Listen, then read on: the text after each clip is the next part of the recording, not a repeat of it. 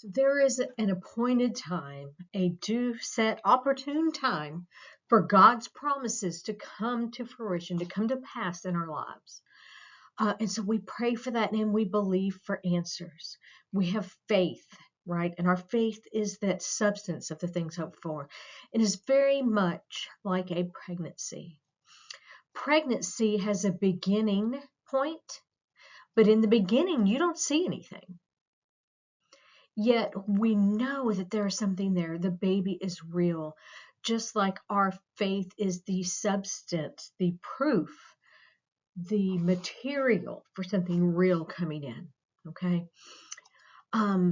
That baby just needs to grow, right? Our faith, the dream, whatever it is God has called us to do, has to grow. But pregnancy also has an expected end, an expected date, a due date. In Galatians 4:4, it says, "But when the fullness of time has come, God sent forth his son."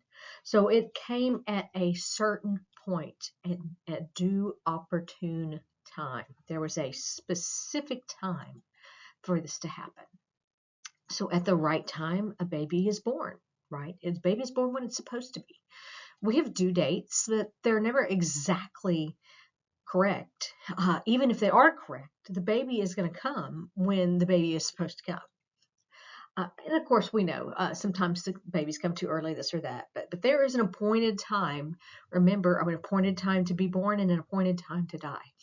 We have to be patient, knowing that the expected end will come and that we do not always know the day. We don't. I did not know in 2008 we would be taking in, excuse me, 4 kids in 2004.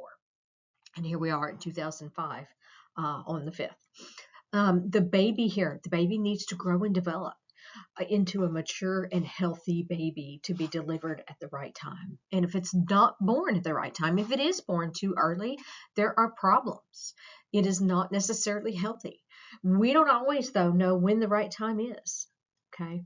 When I was having my second child, I ran late with my first. Actually, I ran late with all 3, but I was 2 weeks late with my first when they induced me. And so I was praying for him to be born. A friend said, "Hey, why don't you pray for him to be born early?" I prayed for mine to be born early, and he was a month early. And I was like, well, yeah, but he was also jaundiced and had problems. I don't want him born before he's ready, but I want him to be born at the perfect time. I don't want to go late. And I thought the perfect time was to not have him late. Okay. And so I had been praying for the duration of the pregnancy for him to be born at the right time. Okay. Not premature, because that usually means there is a problem. The baby is not ready to handle life away from the womb. That's really important to think about. When God has a call on our life, we have to grow and develop and mature in order to be able to do what he is calling us to do. I could not have handled 5 extra children 15 years ago. We couldn't. We couldn't have done it. We had other things going on in our lives that we had to take care of, that we had to prioritize. But at the right time, at the set opportune time, in due time, it came to pass. Okay. When it is time for that vision that God has to be born. Okay. So it is the same way with us. It's the same with pregnancy. Okay. We want everything immediately, but things have to grow and develop and mature. God knows exactly when things need to happen.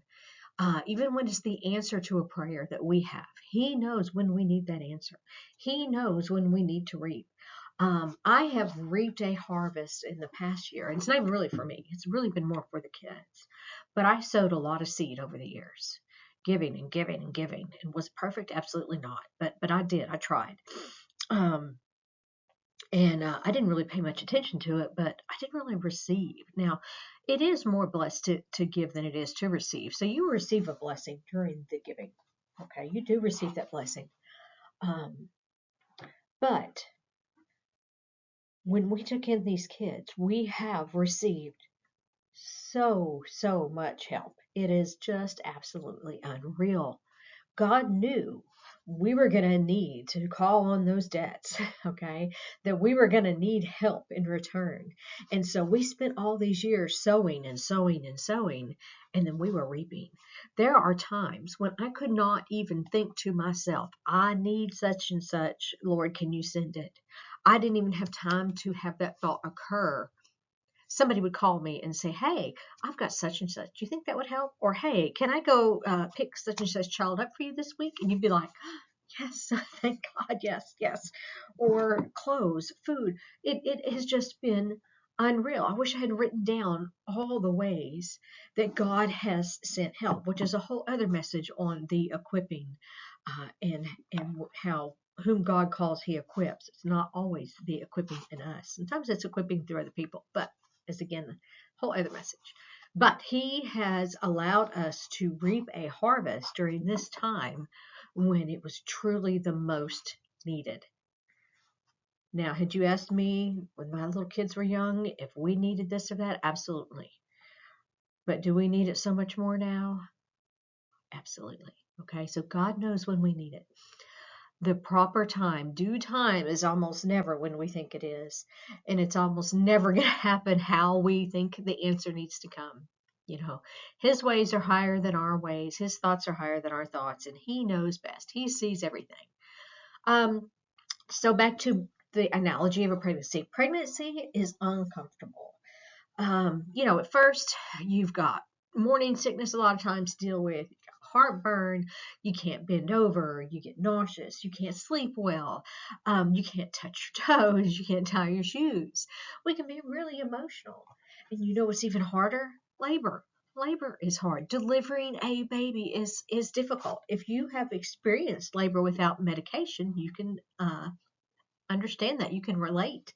Even if you've had some, you've probably felt enough labor pains to realize it's difficult. Okay.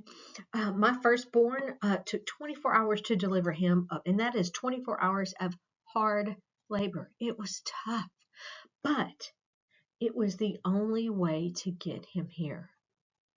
So a lot of times we have to travail. It's hard. We get tired. We get weary, but we have to push through at the right time. And people talk a lot about how it's darkest before the dawn. That's really true. The devil really, really fights us right before something big is going to happen. It really is hard. The hardest time is right before something comes. So whether it's an answer to prayer, all these things I'm talking about, I'm talking about the call in your life, but it's also just even relating to praying. And we'll talk about that in a little bit about not getting weary when you prayed for something, because sometimes it takes years. It's hard labor. You have to work at it, okay? Not that we earn our salvation, not that we earn the answers, because Christ paid for all of that on the cross. But it is tough. It's hard. It's hard on our flesh, okay? So trials and tribulations are going to come, and we are uncomfortable. They're uncomfortable to go through. They're hard to endure. Labor is tough, but in the end, when that baby gets here, there is nothing more joyous and more exciting, nothing more fulfilling than having that baby, right? It's so worth enduring. So it is with the answers to our prayers or fulfilling the call that God has on our life. Working through that just makes it all the more sweet. Okay. So back to my middle child. I wanted him to come at the right time. I wanted him to be mature and ready, and that is what I prayed for. But what I thought was the right time and what the right time was were not the same. God knew better. So I prayed and prayed. My oldest child was 18 months old, 17 and a half really, but almost 18 months. And it was time to have number two. My mother was going to come and stay with me and help. And I was almost a week late, and she could kind of be difficult. And I thought that the right time would be for me to have my son before she got here. She lived about 4 hours away, and I thought I need to have him, and then she'll be here after he's born to help me. But again, you know what? My focus was on myself, and that's not where it needed to be. Um, That is so often the time for us, is it not? We think about ourselves. We're not thinking about somebody else. And what I needed to realize, and I was young, I didn't know, but what I needed to be thinking about was my oldest son. He needed her to be there to be with him during labor. I needed my husband to be with me in the delivery room, and she needed to be there for my firstborn son because he was too little to understand. He didn't understand what was going on. And so God knew better than I did. And so I tried to induce myself. I took castor oil and was walking, and that did bring on some labor pains. Okay, we can try to artificially do things before God has called and set for them to be done. We can make things happen, but it just doesn't always work. It didn't cause me to actually have him. Okay, he wouldn't come. But as soon as she got into town, true labor started. Okay, funny, right? Not a coincidence. So what I didn't realize is that was my older son needed my mom there to give him comfort and to be with him. And God knew that, and he knew, and he caused my son to come at the perfect time. So God knows when the fullness of time has come. He knows when that due time, that due season is to answer your prayer or to fulfill whatever it is he has called you to do in your life.